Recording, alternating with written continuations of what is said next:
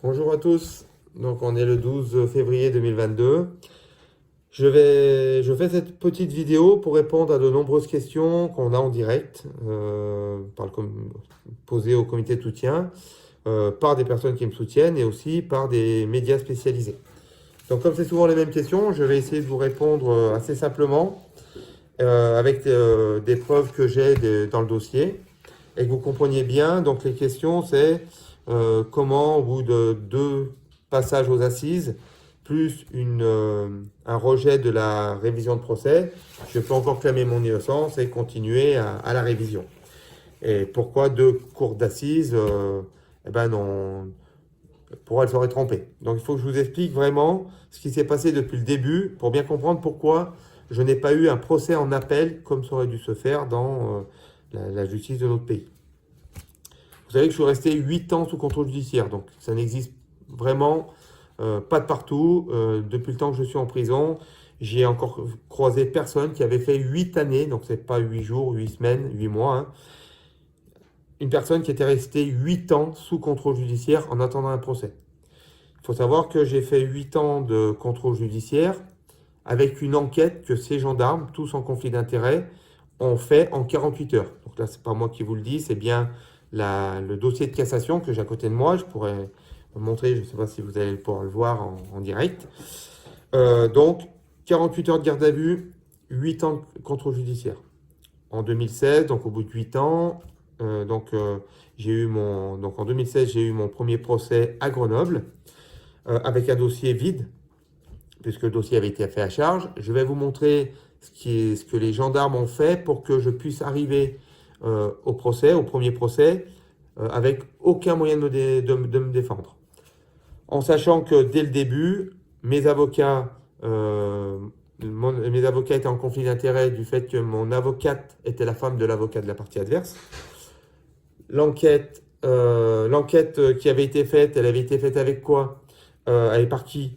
Elle avait été faite tout simplement par le petit copain, lui-même gendarme, l'ami du petit copain qui était aussi sous les ordres du père de la plaignante, le père de la plaignante et l'ami du père de la plaignante, qu'ils appellent tous le Corbeau, qui était à la brigade de Mélin. Cette personne, je vous en parle, le Corbeau, puisque il devra de toute façon répondre à des questions, puisque non seulement il a fait un dossier à charge, aujourd'hui il a quitté la gendarmerie, il est près du procureur à Grenoble, hein. Mais dans tous les cas, je vais vous lire ce qu'il y a eu comme retour de compte-rendu fait à la juge, parce que vous savez que les gendarmes, ils ont fait soi-disant une enquête. Ensuite, il faut une synthèse qu'ils amènent à la juge. Vous pourrez voir, je vais vous le montrer, je vais vous le lire.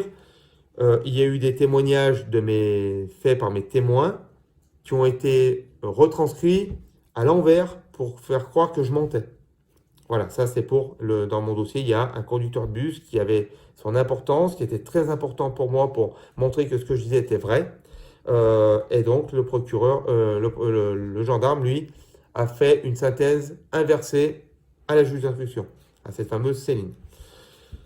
Ensuite, dès que je suis donc arrivé au premier procès, moi, je n'ai pas su me défendre.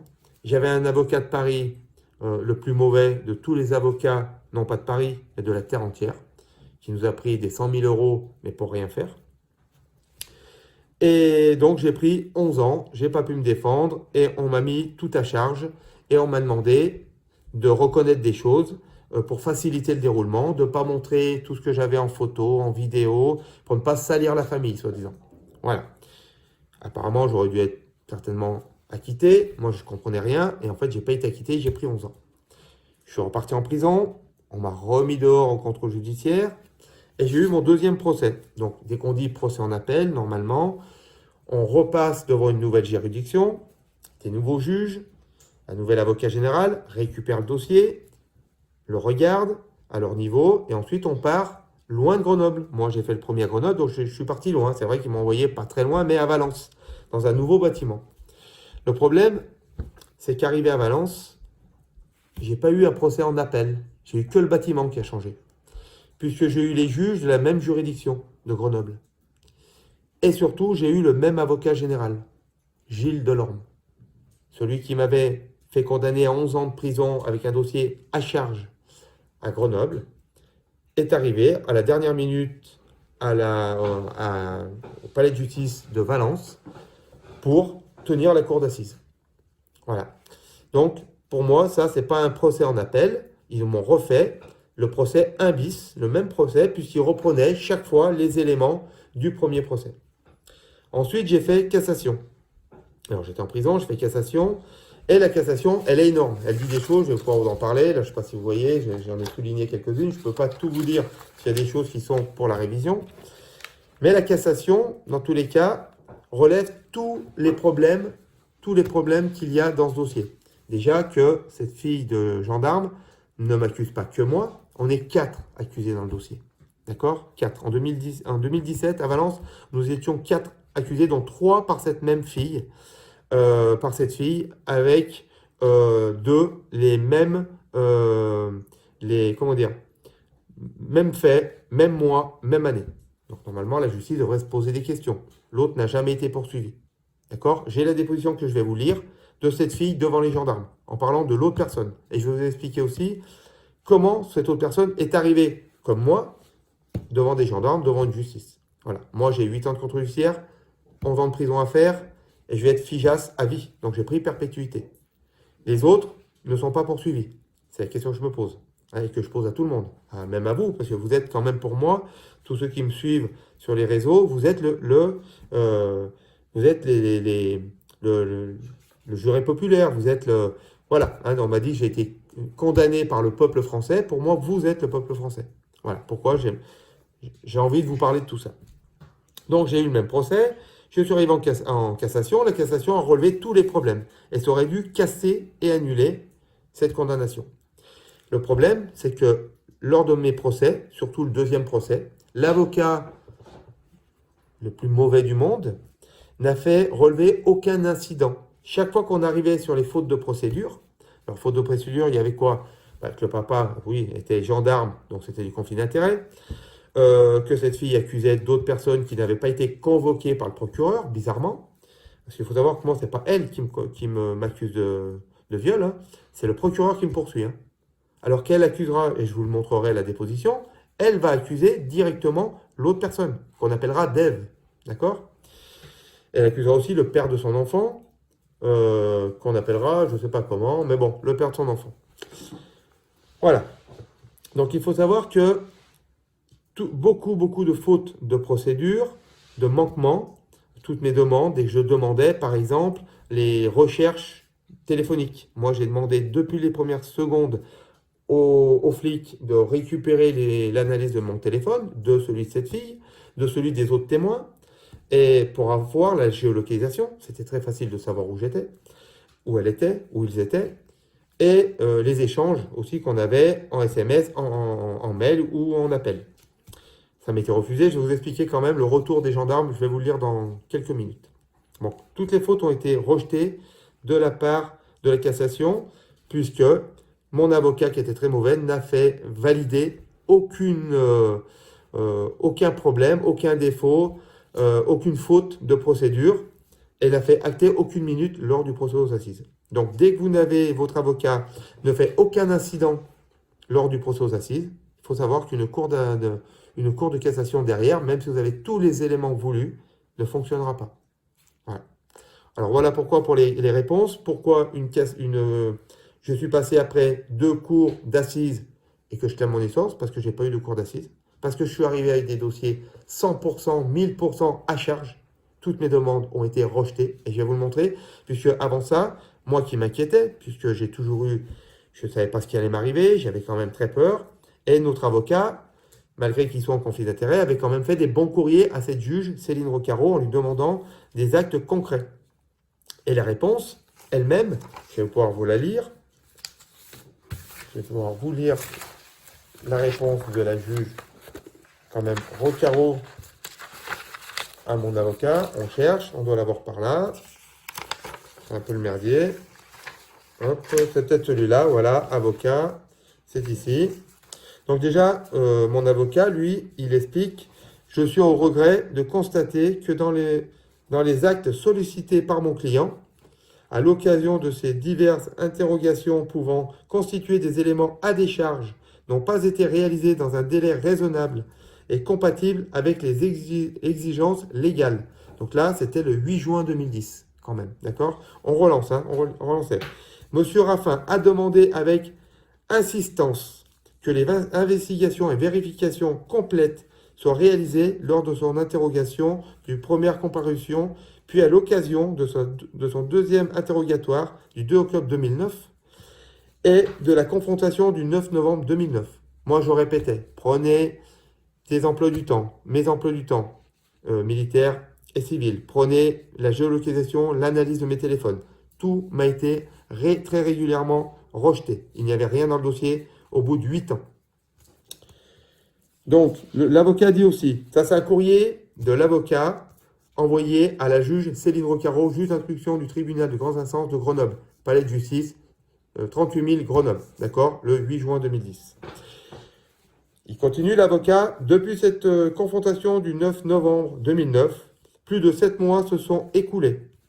Aucune réponse ne figure au dossier concernant l'impossibilité matérielle de ces vérifications et l'interrogatoire des opérateurs téléphoniques. Voilà. Voilà ce qu'on a reçu, on le sait maintenant, on vient de l'avoir maintenant grâce à la révision de procès. Je vais vous montrer ce qu'ont répondu les gendarmes par rapport je cherche le papier, les gendarmes qui ont répondu à la juge d'instruction, et je vais vous montrer quelque chose juste après. Alors voilà, donc là j'ai le papier devant moi, donc de retour des gendarmes. Les gendarmes qui ont fait un retour, donc les gendarmes de Mélan ont fait un retour à la juge, en disant: ce jour, pour faire suite à la demande d'acte de Maître Dreyfus, avocat de M. Raffin, par laquelle il sollicite une étude précise des téléphones portables respectifs de M. William Raffin et d'Oriane. Nous prenons attache ce jour avec les opérateurs de téléphonie en charge de chacun des abonnements. Les investigations consisteraient à déterminer l'existence d'une correspondance entre les deux lignes téléphoniques. L'opérateur, gestionnaire de la ligne téléphonique d'Oriane, est contacté par le biais de sa plateforme. Obligation légale ce jour à 9 h. À la question posée, il nous est répondu que les données relatives au trafic des lignes ne sont conservées qu'une durée de 1 an, jour pour jour. Cette disposition est prise afin d'être en accord avec la législation en vigueur. Écoutez bien ce qui suit, ça c'est très important.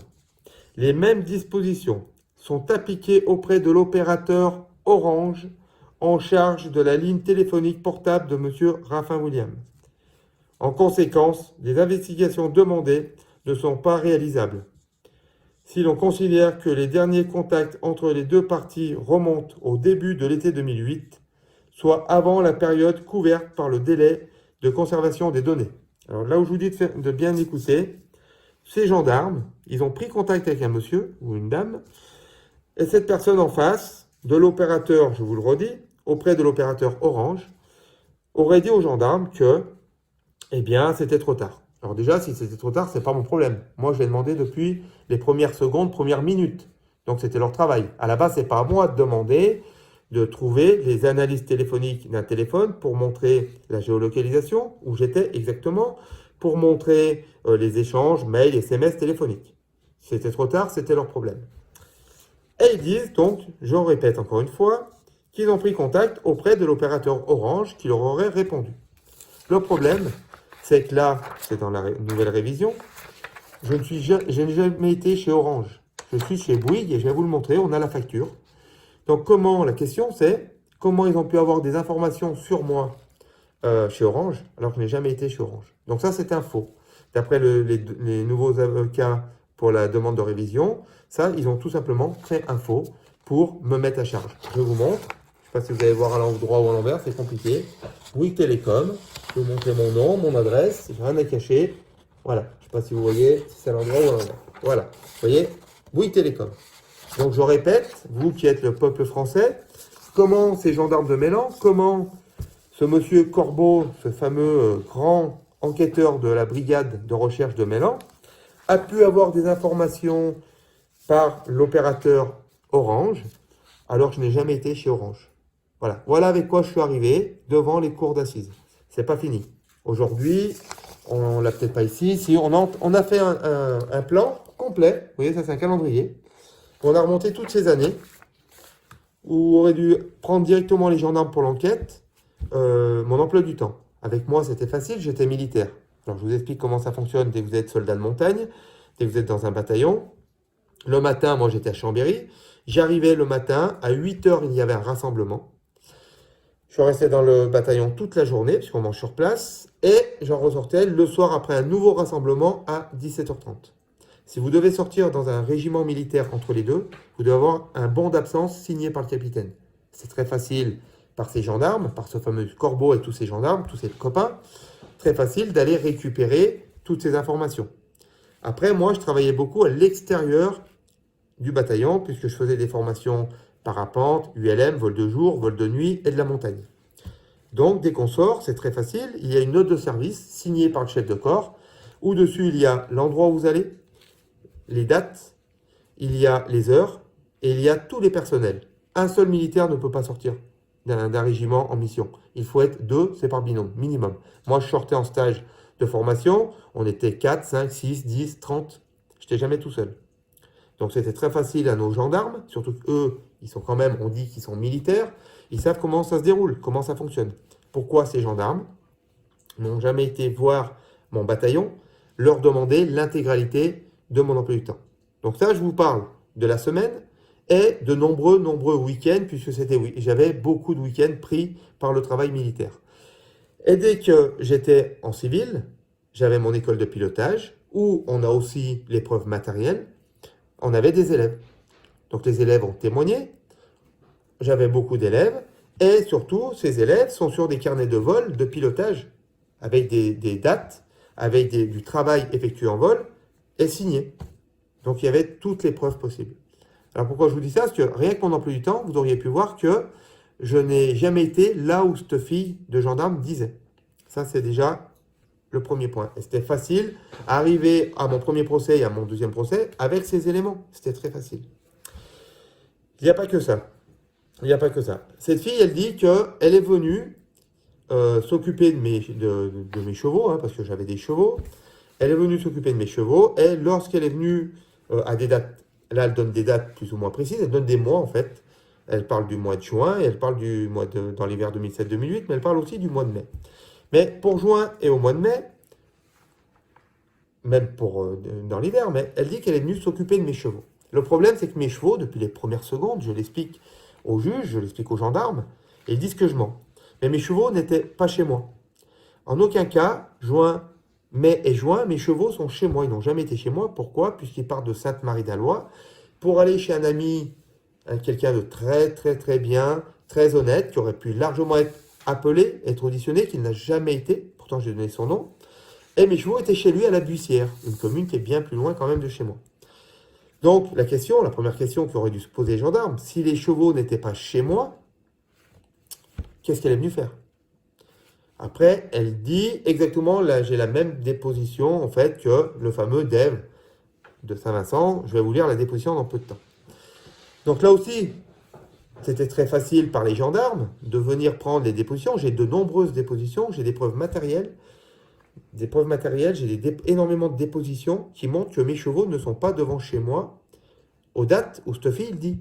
D'accord? Après, elle explique que dans sa déposition, qu'elle a voulu venir chez moi faire du cheval, donc au mois de mai, qu'elle a eu envie de pisser, et qu'elle se croyait seule chez moi. Elle pensait que j'étais pas là, et donc elle serait venue dans mes dépendances pour aller aux toilettes, et je serais arrivé par hasard, et je l'aurais violée. Déjà, vous avez qui rentre chez les gens, débrouiller une maison, est-ce que ça vous arrive de voir une maison fermée, puis dire, bah tiens, comme le propriétaire n'est pas là, je vais aller pisser chez lui. Déjà il faut être que gendarme à Mélan pour le croire, ou la juge. Hein. C'est pas facile, ou même le papa gendarme à le croire. Sinon, il n'y a pas grand monde qui peut croire ça. En sachant que chez moi, il y avait les chevaux d'un côté, et de l'autre côté, mon parc, il y avait 2 bergers allemands. Chez moi, on n'y rentre pas comme ça. Et à cette époque-là, mon garage était toujours fermé, puisqu'il y avait du matériel de vol dedans. Donc, il y a toutes les preuves matérielles, témoignages et preuves matérielles qui montrent qu'elle ment déjà, et que ce qu'elle raconte ne s'est jamais passé. Voilà. Donc, pourquoi l'enquête n'a pas été faite. Pourquoi moi je suis arrivé en 2016 après 8 ans avec aucun élément de ce genre. S'ils étaient arrivés avec un emploi du temps à charge contre moi, avec des téléphones, la géolocalisation des téléphones qui était à charge contre moi. Si j'étais arrivé avec, je ne sais pas, j'ai demandé aussi les tests ADN, on me les a refusés. En même temps que je demandais les analyses téléphoniques, je demandais les tests ADN, on me les a refusés. Le médecin légiste qui est une copine sur Facebook, là tout est reconnu par huissier de justice, c'est ce que je vous dis. Hein. La médecin légiste qui est une amie à ces gendarmes, elle dit qu'elle a eu une cicatrice sur le périnée, midi et demi. Voilà, c'est pas moi. Hein. Par contre, nous aujourd'hui, on avait déjà à l'époque, mais on a aujourd'hui des photos, des vidéos, des éléments, des échanges qui montrent comment elle s'est fait ces fameuses cicatrices ou comment elle a pu se faire. Parce qu'on a des photos qu'elle envoie à ses amants. Voilà, elle a pu largement se faire ses cicatrices comme ça. Mais c'est pas moi. D'accord? Voilà. Là, je vais vous lire la déposition. Il faut déjà savoir comment le deuxième est arrivé dans ce dossier qui n'a pas été, il n'a pas du tout été poursuivi, mais pourtant, il est dénoncé les premières secondes par le petit copain gendarme, donc que j'ai appelé Calimero. Hein, il est toujours en train de se plaindre, voilà, Calimero. Donc c'est celui qui dit déjà la cassation l'a relevé. Dans sa déposition, il explique qu'il est majeur. Hein. Là, je vous lis la déposition de ce gendarme, vous dire comment il est, devant son beau-père, le major, le père de cette fille, c'est son beau-père, devant ses amis. D'accord? Qu'est-ce qu'il dit à ces gendarmes qu'il est auditionné? L'âge de cette fille de gendarme me gênait. Elle n'avait pas encore sa majorité, alors que j'avais 23 ans. Voilà. Il dit aussi, il parle un moment, il dit j'ai senti à plusieurs reprises qu'Oriane, je l'appelle Oriane, cette fille de gendarme, qu'Oriane avait fumé un joint. Donc il est gendarme, majeur, il reconnaît avoir des relations sexuelles avec une mineure qui est la fille de son chef gendarme. La cassation, dès qu'elle a répondu là, elle est folle, la cour de cassation. Ça n'a pas fait casser le dossier, mais elle demandait comment une juge d'instruction peut entendre des mots comme ça sans poursuivre cet homme-là. En sachant que le procureur aurait dû le poursuivre, et surtout avec l'article 40, comme il aurait dû poursuivre le monsieur Dev qui va être accusé comme moi. D'accord? Il ne dit pas que ça. Hein. Voilà. Il dit qu'elle est aussi dans l'alcool. Et il dit aussi, qu'elle fait du vélo. Hein, donc je vais vous lire sa déposition. Voilà. Il lui est arrivé une fois de faire du vélo. Et comme si elle avait chaud, elle a quitté son t-shirt et s'est retrouvée en soutien-gorge. Voilà. C'est le copain gendarme qui explique que sa copine, cette fille de gendarme du Touvet, dès qu'elle fait du vélo dans la plaine, dès qu'elle a chaud, elle se fout en soutif. Voilà.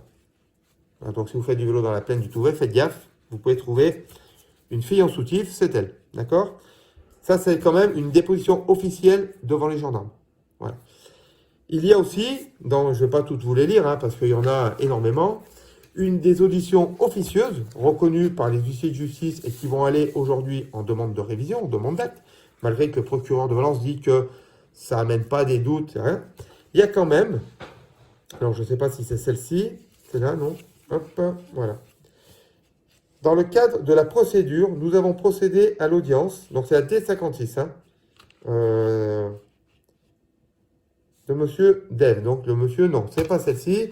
J'ai une déposition qui montre que le gendarme Franck du Touvet, l'ami du petit copain, sous les ordres, il reconnaît d'être sous les ordres du beau-père, il se permet de convoquer cette fille de gendarme officieusement, et à plusieurs reprises, sans qu'il y ait de PV, sans qu'il y ait... Ah, on me donne le... Voilà, je vais vous le lire. Ça, c'est le gendarme Franck, gendarme du Touvet. Voilà. Dans le cadre de ce dossier, j'ai appris que la fille de l'adjudant-chef Orlando, on l'appelle Orlando, ça s'appelle pas comme ça, mais bon, l'adjudant-chef, il était adjudant-chef à l'époque, adjudant-chef Orlando, affecté à la brigade de Pontcharrat, connaissait ce monsieur depuis plusieurs années. En effet, elle pratiquait l'équitation. J'ai été sous les ordres de son père de 2004 à l'été 2008. Là, c'est du conflit d'intérêt, 1000%. Je savais qu'elle faisait du cheval chez monsieur William Raffin, chez moi donc, quelques jours, alors ça c'est un mot qui est important, quelques jours précédant la plainte, on a appelé Loana, parce que c'est une personne qui est venue poser une plainte contre moi. Aujourd'hui, ce qu'elle dénonce, on peut largement l'expliquer. Parce que là aussi, c'est que de la magouille et on a tout ce qu'il faut pour l'expliquer. Mais ce gendarme dit, quelques jours précédant la plainte de Loana, je l'ai contacté. Comment voulez-vous que ce gendarme appelle cette fille officieusement quelques jours précédant, donc c'est avant une plainte? Il est voyant, il est comment? Parce que lui, il savait qu'il allait avoir une plainte. Donc comme il savait qu'il allait avoir une plainte, donc officieusement, il appelle la fille de son chef. C'est du n'importe quoi, mais c'est écrit, hein. C'est des vrais dossiers. C'est tous des vrais dossiers. D'accord? Voilà. Après, il dit aussi téléphoniquement, donc je l'ai contacté téléphoniquement pour qu'elle me rencontre. Oriane m'a semblé réticente à la convocation. Voilà. Je lui ai demandé de passer car cet entretien était important. Donc le lundi 25 mai, Oriane est venue à l'unité vers 18h. Il s'agissait d'un entretien informel pour connaître son opinion sur Raffin. Voilà. Avant que qui que ce soit pose une plainte contre moi, s'il n'y avait pas lieu d'en poser, alors que le monsieur Dave, l'autre personne accusée, n'était encore pas dans le jeu, ni le quatrième d'ailleurs, ni le troisième et ni le quatrième, eh bien ce gendarme, sous les ordres de son chef, qui était le beau-père de cette fille, se permet de faire des auditions officieuses. C'est ça la justice dans notre pays? Est-ce que c'est pour ça que vous payez des impôts? Et c'est ça qu'on appelle une justice honnête? Et c'est ça qu'on dit que c'est bizarre que 2 cours d'assises avec des gendarmes, pour que les gendarmes me mettent en garde à vue, souvent, c'est qu'ils ont des preuves, c'est qu'il y a des liens, c'est qu'il y a quelque chose. Voilà. Déjà, ils font des faux pour le téléphone. Ils appellent des personnes officieusement. Avant même qu'il y ait une plainte, ils vont demander, parce que là, un peu plus loin, ils lui demandent de porter plainte contre moi. C'est marqué noir sur blanc. Noir sur blanc. D'accord? Voilà. Il lui conseille de porter plainte. Hein? Voilà. Il y a aussi un témoin très important, parce que cette fille revenait régulièrement de Pontcharrat, se faisait poser à Sainte-Marie-de-la-Loire par le bus. Moi, dès que j'arrivais du travail, surtout l'hiver, c'était allumé chez moi au niveau des chevaux. Elle était là, elle avait donné à manger aux chevaux. Elle me demandait de la raccompagner. Donc, si elle me demandait de la raccompagner entre 2007 et 2009, c'est bien qu'elle n'avait pas de problème avec moi et qu'il n'y avait jamais eu ces soi-disant viols. Sinon, elle ne m'aurait pas demandé à moi, de nuit, de la raccompagner. Mais elle me demandait, d'ailleurs, ça fait souvent effet de ces SMS que je demandais, où elle me disait, je suis aux chevaux, est-ce que tu peux me ramener? Sinon, sa mère venait la chercher. Donc, pour montrer que je ne mentais pas, je disais, cette fille se fait poser par le bus. Donc, des gendarmes ont convoqué ce conducteur de bus. Et un jour, pour la petite histoire, mon avocat me convoque et il me demande si j'ai bien dit la vérité, puisque, en fait, le compte-rendu, la synthèse amenée à la juge Céline Roccaro était totalement l'inverse de ce que je disais. Le conducteur de bus, soi-disant, il ne reconnaissait pas la fille et qu'il n'avait pas d'arrêt à Sainte-Marie et qu'il ne l'avait jamais posé. Donc, pensez bien, j'ai pris les boules. Je suis allé voir ce conducteur et je lui en ai parlé. Il m'a dit, si, j'ai bien reconnu la fille, j'ai tout dit aux gendarmes et j'ai reconnu que je la posais. J'ai tout dit, c'est tout vrai. Si tu veux, je te réécris tout. Il m'a tout réécrit. Il m'a donné sa carte d'identité et j'ai donné à mes avocats. Mais comme je vous disais, mon avocat était très très mauvais, un avocat de Paris, l'avocat des stars, très mauvais, très cher mais très mauvais. J'ai payé son côté incompétence qui coûtait très cher. Et lui, le dossier, ce nouveau compte-rendu, cette nouvelle attestation officielle, il ne l'a pas donné. Il l'a juste donné le jour aux assises, en dernière minute. Et donc, l'avocat général a expliqué que c'était tout simplement moi qui était allé le voir et que, par amitié, je lui avais demandé de réécrire ce que je voulais. Voilà. Donc, je suis passé pour un con, pour un menteur, pour tout ce que vous voulez. Mais nos nouveaux avocats, là, on a 2 bons avocats qui font la révision, et ils m'ont bien expliqué que ce monsieur, conducteur de bus, oh non, Michel, là, il avait fait une vraie déposition. Et il n'avait jamais menti. Mais c'est le gendarme de Mélan qui a récupéré sa déposition et qui en a fait une synthèse inverse à la juge. C'est le gendarme qui dit qu'il ne reconnaît pas la photo. C'est le gendarme qui dit qu'elle ne se fait pas poser à Sainte-Marie-de-la-Loire. C'est le gendarme qui dit que le conducteur dit qu'il n'a pas d'arrêt. Mais dans sa déposition, le gendarme, le conducteur de bus, il dit tout comme je disais moi depuis le début. Et il dit que la vérité. Et sa première déposition correspond tout à fait à celle qu'il m'avait donnée, qui n'a pas été prise en compte le jour des assises. Voilà. Donc c'est ça. Est-ce que c'est ça d'être face à des gendarmes aujourd'hui? Voilà. C'est pas fini. Je vais vous lire la déposition de cette fille pour vous montrer quand même, et c'est la question que je pose tout le temps, pourquoi ce monsieur Dev n'est pas en prison avec moi, parce que là je vais vous lire la déposition. Dès que cette fille est appelée, parce qu'à force que ses gendarmes, ses amis, ses petits copains lui montent la tête et lui demandent de faire une audition officielle, donc elle y est allée. Voilà la question. Il lui pose dans la déposition D56. Question. Donc c'est le gendarme qui pose la question à cette fille. Hein. Dans le cadre de la procédure, nous avons procédé à l'audition de Dev. Pouvez-vous me dire ce qu'il s'est passé avec cet homme? Voilà ce qu'elle dit. Réponse. C'est un ami à William Raffin. J'ai fait sa connaissance à Sainte-Marie-d'Alloy. Dev avait mis ses chevaux avec ceux de William. J'ai eu l'occasion de faire du babysitting chez lui à Saint-Vincent-de-Mercuse. J'ai gardé ses filles une journée. Il est rentré du travail à midi. Nous avons mangé tous ensemble. Son épouse était au travail. Pendant que les filles faisaient leur sieste, Dev m'a plaqué contre le mur.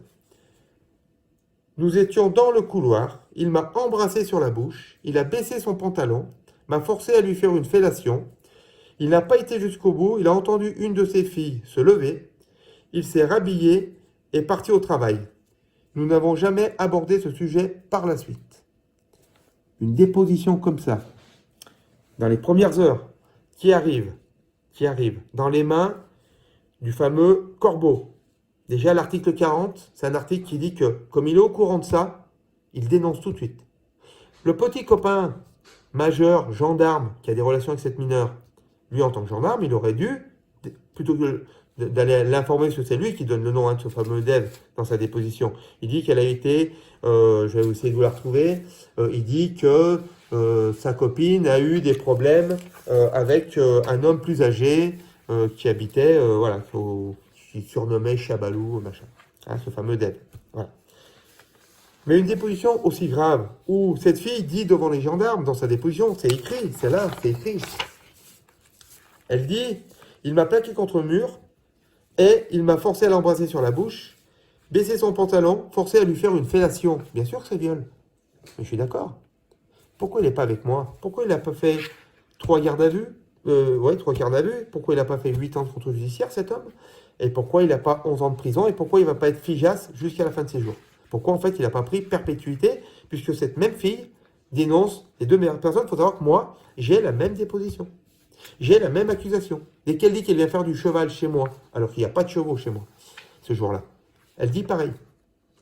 Pareil. D'accord?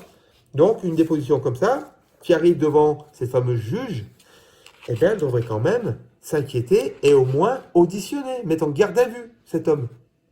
Cet homme a juste été appelé, comme ça, et il est venu aux assises 2 fois de suite, pas parce que le procureur l'a convoqué suite à sa déposition, à son accusation de viol par cette fille. Il est venu aux assises parce que moi, j'ai payé pour qu'il vienne en tant que témoin. Parce que moi, j'avais demandé une confrontation entre lui, elle et moi. Refusé. C'est marqué dans le dossier. La juge d'instruction l'a refusé. Voilà. Elle dit qu'il n'y a rien à voir avec l'histoire. Refusé. D'accord? Pourquoi cet homme n'est pas en prison? Sachant qu'elle a aussi récidivé, puisque quelques temps après, cette même fille accusait le père de son enfant. C'est le numéro de dossier, je ne sais pas si je l'ai là. On a le numéro de dossier aujourd'hui, hein, c'est nos avocats qui l'ont récupéré. Comme quoi, cette fille a accusé le père de son enfant, c'est quand même le père de son enfant, qui lui n'est pas un gendarme, mais elle l'a accusé d'enlèvement et de séquestration. Avec moi, à Saint-Quentin, il y a des gens qui ont pris 10 ans pour enlèvement et séquestration. Pourquoi ces hommes ne sont pas en prison? Le 4e, je ne peux pas vous en parler puisque ça va être dans le dossier en révision et c'est très important. Voilà. Donc vous voyez, ces preuves, c'est pas du blabla. Ça, je vous donne les vraies dépositions. C'est écrit noir sur blanc. Ça fait partie, c'est 2% de ce qu'on demande. On demande en révision. Pourquoi on demande de réauditionner cette juge, ces gendarmes, tous ces gendarmes? Et pourquoi je demande à réauditionner cette fille et ces autres hommes accusés? C'est pour que la vérité sorte un jour. Parce que je n'ai violé personne. Voilà. Mais c'est pas sa parole contre la mienne. C'est sa parole contre mes preuves matérielles. Voilà, contre ce qui m'ont appelé, mais depuis, j'ai énormément de témoins, j'ai énormément de photos vidéos, j'ai énormément de nouveaux témoignages.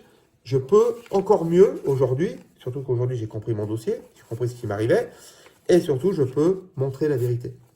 C'est pas tout, hein, parce qu'on me reproche des soi-disant images sur informatique. Aujourd'hui, je sais comment ça s'est déroulé. Je sais comment ils m'ont plongé. On parle de mon ordinateur. Déjà, c'était l'ordinateur de l'école. Et ensuite, ce qu'ils n'ont jamais dit, c'est que ce fameux ordinateur de l'école était en lien avec nos voisins, ces fameux qui vont voir les gendarmes pour porter plainte contre moi. Mais ces voisins, ils étaient sur mon réseau informatique parce qu'eux, ils avaient quitté l'Alsace et ils ne pouvaient plus aller sur Internet. Puisqu'ils ne pouvaient plus prendre, ils étaient interdits bancaires, ils avaient eu des gros problèmes de partout, comme ils ont fait de partout d'ailleurs, ils ont eu des problèmes même avec une grosse entreprise de charpente de Crolles, ils n'ont eu que des problèmes. Et comme ils ne pouvaient pas avoir de compte bancaire, eh bien, moi, je leur avais autorisé, c'est moi qui suis allé chez eux, mettre à leur fille, à eux, mon adresse IP et ID.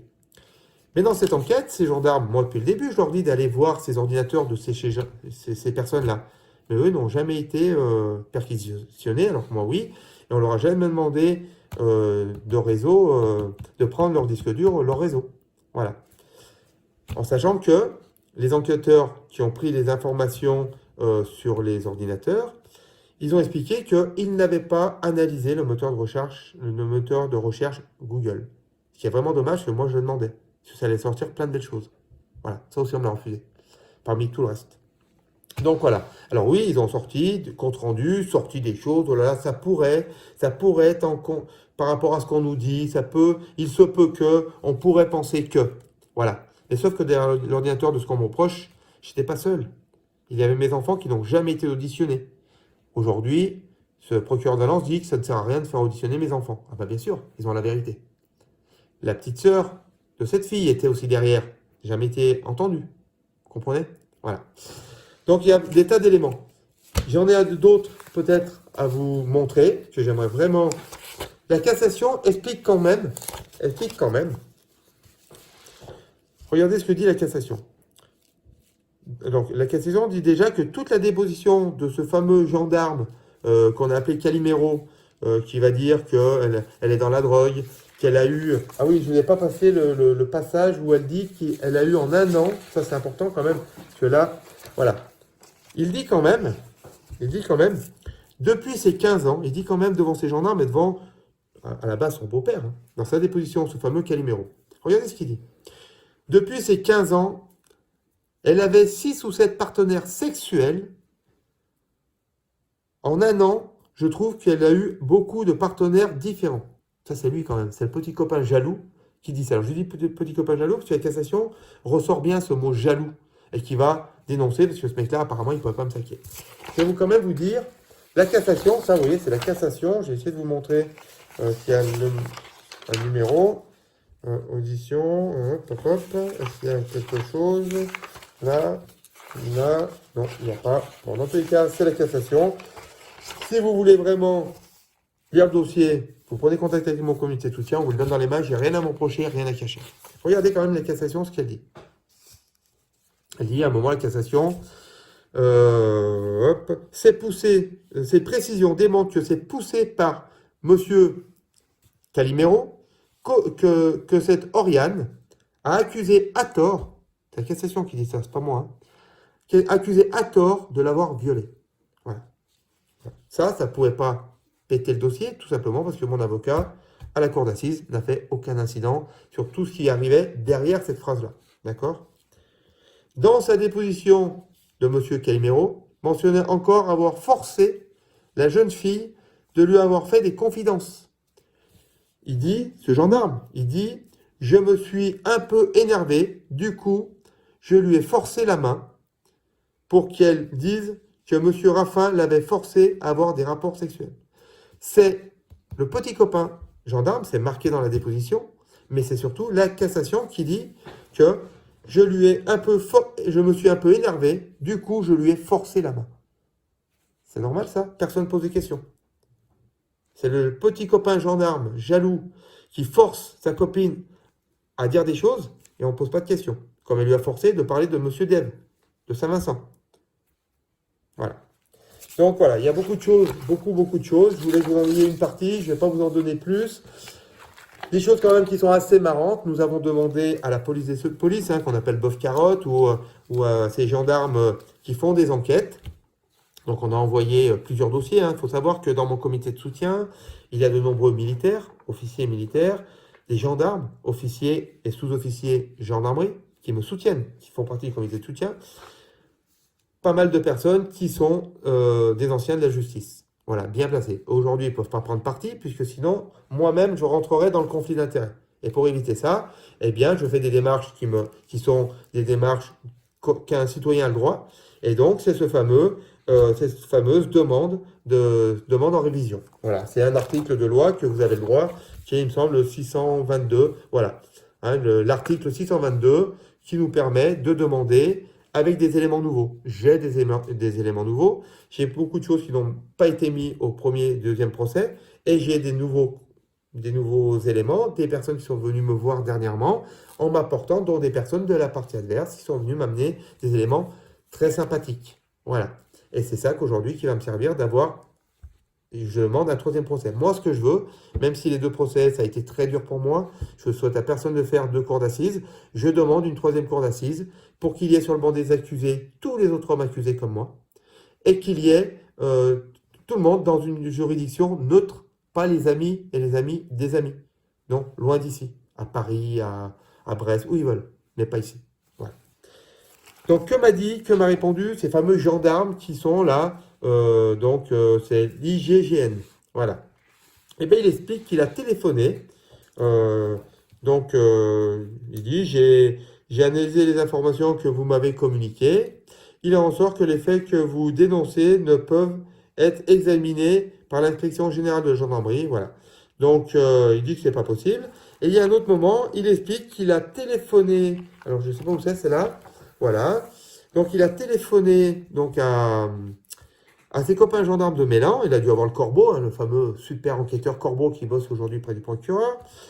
Et il explique que l'enquête a été diligentée par les personnels de la brigade de recherche de Mélan, conformément aux règles de déontologie et dans le respect du code de procédure pénale, en totale impartialité et à charge et à décharge.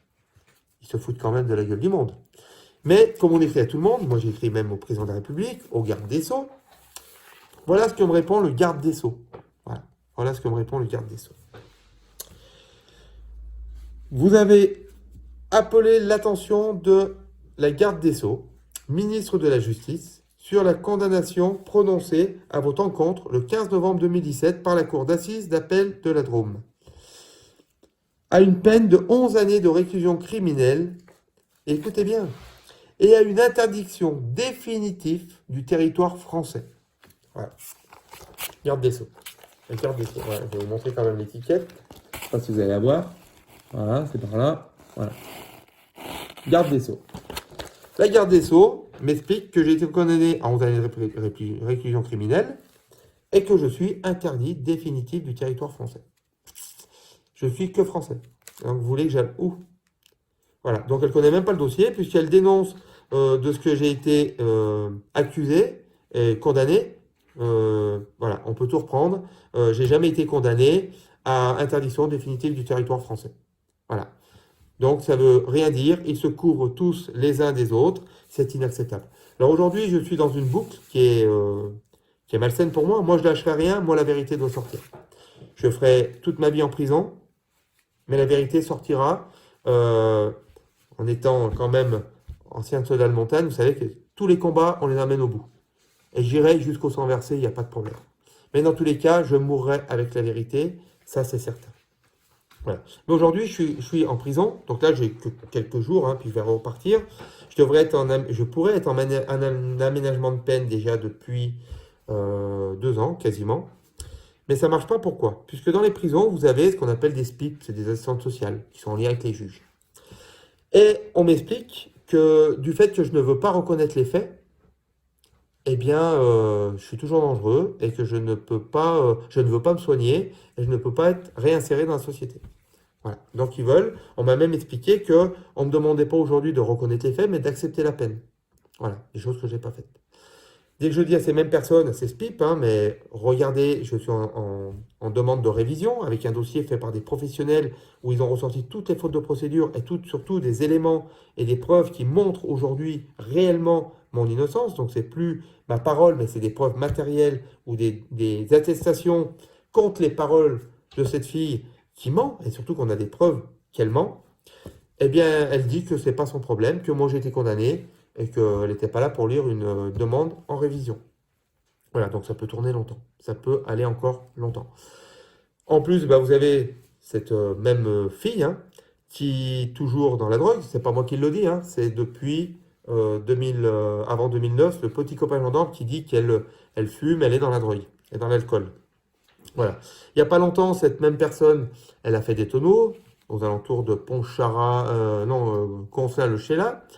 Elle était sous l'emprise de cocaïne et d'alcool. D'accord? Alors, petite histoire, que vous soyez au courant où j'en suis aujourd'hui. Eh bien, heureusement, les gendarmes, c'était Gonslin, ont très bien travaillé, ils nous ont saisi le permis. Il faut savoir que le lendemain, le papa gendarme, il est venu à la brigade pour essayer de récupérer le permis. Voilà, c'est inacceptable. C'est inacceptable. Et pour éviter qu'on en parle, c'est inacceptable. Cette même fille, dès qu'elle a été devant la juge, parce qu'elle est quand même passée devant apparemment un petit jugement, là je le sais par une personne très proche d'elle, dès qu'elle est arrivée devant la juge, déjà elle disait que c'est pas elle qui conduisait, mais ça c'est pas grave. Mais elle a dit que si elle s'était mise à la drogue, hein, en fait à la cocaïne, c'est parce qu'elle a été violée par William Raffin. Voilà. Ce qui est totalement faux, puisque moi je l'ai jamais violée. Mais surtout, son petit copain donne dans sa déposition du mois de 2009 qu'avant 2009, elle était déjà dans la drogue. Voilà. Sachant que d'après une personne proche, le papa est largement au courant et participe. Voilà. Ils sont quand même tous gendarmes. Là, je ne vous parlerai pas, je peux pas pour l'instant, mais bien sûr, il y a eu des déclencheurs. Comme déclencheur, il y a eu quoi? Ben, un fameux champ de cannabis retrouvé le long de l'autoroute du Touvet. Je faisais partie des militaires qui ont trouvé ce champ-là. Je ne peux pas vous dire à qui il était, mais tous ces gens en face, voilà, ils ont des choses à dire là-dessus. D'accord? Et il y a aussi pas mal de tombées de camions. Voilà. Mais moi, dès que j'ai essayé de m'exprimer correctement devant ces gens-là, on m'expliquait juste que, on me répétait en permanence qu'il ne fallait pas que j'aggrave mon cas. Voilà. Donc aujourd'hui, je demande pourquoi on est plusieurs accusés, pourquoi je suis le seul en prison. Ça, je ne le comprends pas. Et pourquoi toutes mes preuves sont rejetées. Et pourquoi, par exemple, on a pu aller chercher des analyses téléphoniques chez Orange, alors que je n'ai jamais été chez Orange. J'ai la preuve matérielle. Et c'est facile pour un enquêteur, pour une juge, pour un procureur, c'est très facile à récupérer, sachant que rien que les analyses téléphoniques, les datas, les positions de géolocalisation montraient où elle était, où j'étais, où étaient mes amis. Dès que je dis que mes amis ont témoigné, j'ai des vraies attestations par des gens très très bien. Mes témoins sont des gens honnêtes, très très bien, qui ont écrit en disant c'est pas possible, on était avec lui, c'est faux. Voilà, ils donnent les vraies dates auxquelles on a fait le foin. Si elle se trompe aussi, dès qu'elle dit on a fait le foin à telle date, c'est faux. Elle ment. Elle ment, elle se trompe même pas, elle ment. J'ai les vraies dates, moi. C'est écrit noir sur blanc. Le paysan qui a fait le foin l'a écrit. Il a un cahier de suivi. C'est tout des preuves matérielles. Donc, expliquez-moi comment ces gendarmes vont voir un opérateur et que cet opérateur parle de moi alors que je ne suis pas chez eux. Voilà. Pourquoi on m'a refusé toutes ces analyses? Pourquoi je suis arrivé aux deux procès avec zéro à décharge? Ce n'est pas normal. Ce n'est pas normal. Donc voilà, je ne sais pas si j'ai répondu à quelques questions. En tout cas, je voulais quand même oui, on fait un petit papier à côté. Mon assistante. En fait, ils ont fait, soi-disant, alors ils ont réellement fait hein, une reconstitution. Alors, reconstitution, si on peut appeler ça une reconstitution, elle dit, cette fameuse fille, le 30 juin, que on a chargé 2 bottes de foin et que, après que les 2 bottes de foin soient chargées, ça c'est la déposition, hein, c'est écrit comme ça, vous pouvez venir voir le comité de soutien, ils vous montreront les vraies dépositions. Elle dit que elle a monté même toute seule, elle, les bottes de 300 kg dans un camion à 60 cm, d'accord, de mon copain pilote. Et une fois que les 2 bottes de foin étaient montées, moi je serais monté avec elle derrière. Et ensuite, je me serais permis de me déshabiller ou voilà. Elle raconte ces conneries dans le camion derrière. Voilà, en sachant que c'est un camion tout ouvert. Devant, il y avait ce fameux conducteur et son fils à côté, qui, s'il y avait eu quoi que ce soit, il l'aurait vu sans problème. De toute façon, il témoigne tout. Mais c'est pas seulement le seul problème. Il y a eu une reconstitution par ces fameux gendarmes de Mélan. Alors là, c'était plus le corbeau, il a eu un remplaçant juste derrière. Et cette reconstitution montre bien, ils ont repris le même camion, les mêmes bottes, ils sont allés sur le même terrain, ils ont mis les bottes dans le camion. Et ce fameux gendarme a constaté qu'en fait, dès qu'il y avait deux bottes, c'est comme je disais moi, il y a la place de personnes, surtout que j'ai le nombre de bottes exact. Et vous voyez, contrairement à ce qu'elle peut dire, il y a toujours eu deux bottes par deux bottes par deux bottes. Voilà. Et il faut déjà être con pour faire un voyage avec une seule botte, dès que vous pouvez en mettre deux. Hein. Voilà, l'essence était, même à l'époque, pas gratuite. Et donc la reconstitution, elle est marquée nulle part. Et il y a eu pourtant le vrai conducteur. Une reconstitution, normalement, moi j'aurais dû être présent. Ça aurait dû être officiel, ça aurait dû être amené par la juge. Moi j'aurais dû être présent, elle aurait dû être présente, tout le monde, tous les acteurs auraient dû être présents. Et on faisait une reconstitution. Ça, c'est les gendarmes de Mélan entre eux qui sont permis de faire une semi-reconstitution. Et dès qu'ils ont vu qu'en fait, ce que je disais était vrai et que c'était à ma décharge, eh bien ça n'apparaît pas dans le dossier de synthèse. Voilà. Ils n'en parlent pas. Le dossier de synthèse ne parle pas de cette fameuse reconstitution. Voilà, c'est inacceptable. Sens me montre quelque chose. Hop. Elle ne figure pas. Ouais, dans les PV, elle ne figure nulle part. Voilà. Voilà. Donc c'est ce que je vous disais. En fait, peu importe ce qu'ils ont fait, dès que ça ne les arrangeait pas, ce n'est pas publié. Voilà. Donc j'espère que, voilà, on va vous mettre ça sur le réseau. Moi, je vais rentrer dans ma cage dans peu de temps. Merci beaucoup en tout cas pour votre soutien. Merci à ces médias spécialisés qui font aussi l'enquête. Aujourd'hui, on a aussi des détectives, hein, puisque moi, tant que je dois dormir dans une cage, que la vérité sort pas, eh bien, tous ceux qui sont dans ce dossier ne dormiront pas non plus. Voilà, il n'y a pas de raison. Je n'ai fait de mal à personne. Le seul mal que j'ai pu faire, c'est prêter mon cheval, le cheval de mes enfants, gratuitement à ces personnes. Donc voilà, il faudra que la vérité sorte. Merci beaucoup, bonne soirée et portez-vous bien et à très bientôt. Ciao. Yep.